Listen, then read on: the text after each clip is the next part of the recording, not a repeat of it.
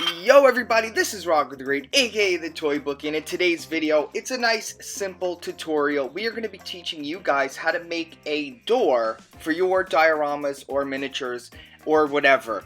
It's a very nice, simple tutorial, so whether you're a pro or you're just getting into making dioramas, this is the tutorial for you.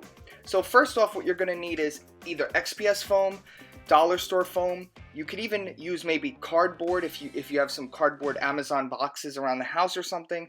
I like to use foam. A lot of diorama people use foam, so I would definitely look into XPS foam. You get it at Lowe's and Home Depot.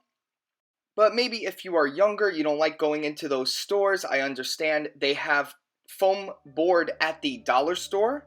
That what I'm using right now is foam board from Dollar Tree. It's just a poster board that you do like school projects on. They also have it at Walmart. I saw it today actually, so you can get it there also. It's very cheap. This is only $1. And it's 2 pieces of paper with foam on the inside. You peel the paper away and there's foam on the inside and you can use that. So all you're going to need to do is very simple is you're going to want to see what scale you want your door to be in. I chose a Marvel Legend right here in the picture for a 6-inch scale door. And I just traced around him loosely to see where I wanted the door to be, how tall it is. The best way to measure it is just put the figure you want next to the diorama and you'll see if like the door is too big or the door is too small. So I used a Marvel Legend for scale. Once you have the scale, it's time to cut, and as you can see, I didn't feel like getting my ruler. Again, this is an old video, guys. I still have some videos that I have to upload before I have actually a studio now. I have a lot of people that were like, we love your videos, but the floor, it's, you know, we want you to do your crafts in other places, and I hear you. I'm all for, you know, the customer on here and you guys, so I listened. I have a studio now, so newer videos will be a lot cooler to look at, but for now, you got the DIY charm of me on the floor, so enjoy while it lasts. So, I double up my skinny foam board. You don't have to do it. I like to double up because this is very thin foam board. If you have the XPS foam, it's very thick. You don't need to double it up, but since this is the skinny foam board, I double it up. I just hot glue 2 pieces of the foam board together, and that's what I've been doing lately, and it works great. So that's just a little tip that I've been doing, so you guys can do that as well. Now that I have the wall for the door to go on, I just again made sure it was a good scale with my Marvel Legends figure, and now I'm going to be doing the outline of the door. I already did it with a pencil mark, so now I'm going with the razor very lightly. I'm not cutting all the way through, but you do want to cut it a little bit so it has like an indent, so it looks like it's an actual door apart from the wall. Now is the fun part, the main part, making the door. I have these coffee stir sticks. They were free from Wawa, wink wink, or Starbucks. You could just take them, or you could just find them. I'm sure they're very cheap somewhere, but again, I like to keep my crafts free and cheap. So I am doing a door outline with the very thin wood. All I did was cut it. This cuts easy, so you could use even scissors. I used a snipper thing, and I am just putting it around the door. After I made the mark already with the door, so I'm just making the door frame right now, and then you hot glue everything in place, and once you have, like, you know, the frame that you want, just, you know, cut it to fit, and then you hot glue it on the diorama itself, on the foam. Here is where the door starts coming together. I use this for all my crafts. I keep paper around. This is a hard cardstock.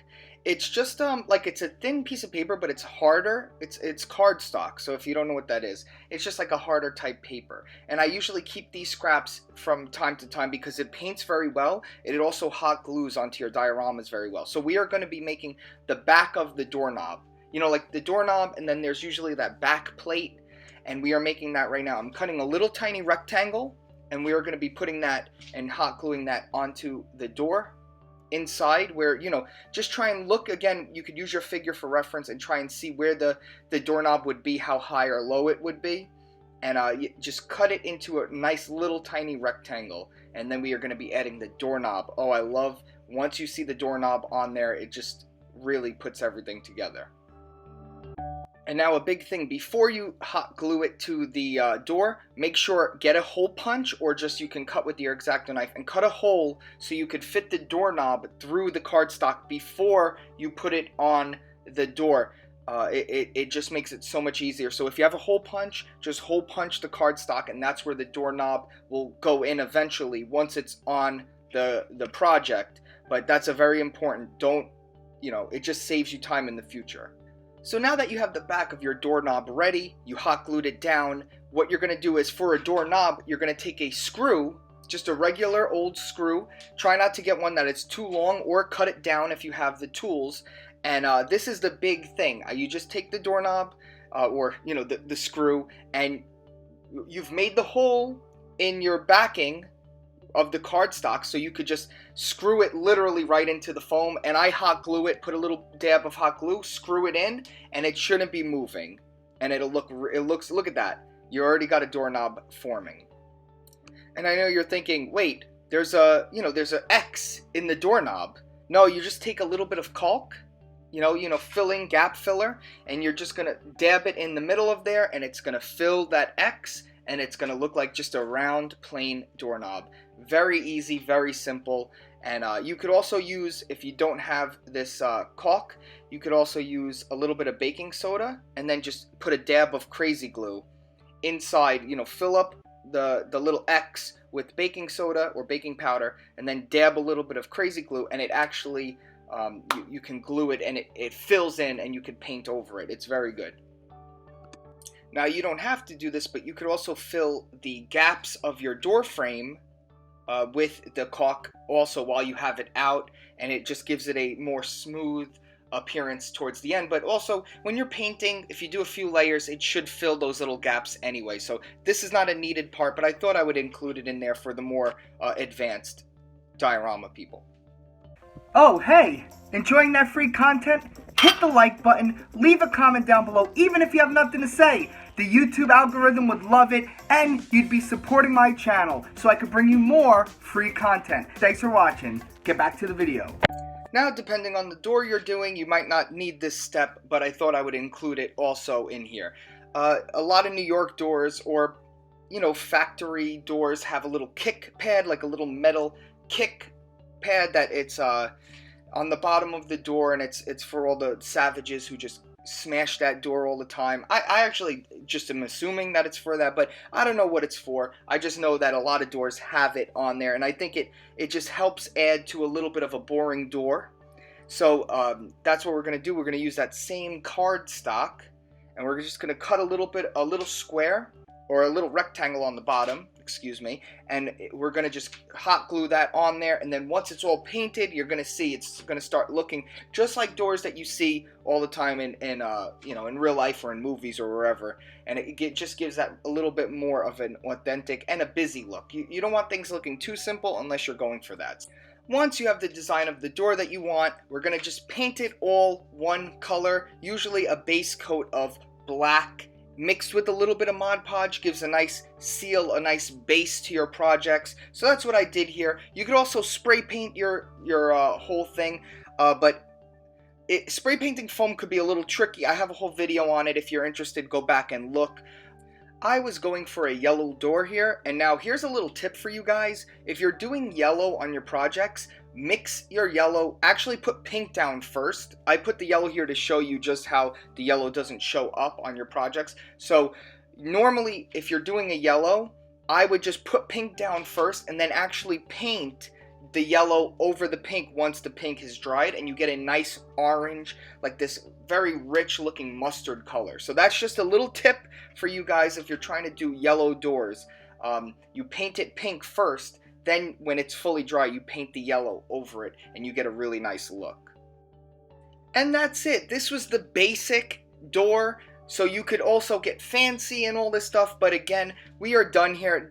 This isn't weathered, this isn't detailed, it's just the basic door. I hope this tutorial was helpful. Stay tuned to the channel for way more content. I post every week, sometimes multiple in a week. Also, every Wednesday now, I go live on YouTube, so 7 p.m. Eastern Time. If you want to hang out with me, get to know me, ask me questions, I give some tips, whatever. It's a chill stream, and it's a way for me to get to know you guys who are enjoying the channel, and also listening to you guys. Like, my new videos will be in a studio, so no more floor, no more looking at my legs and feet.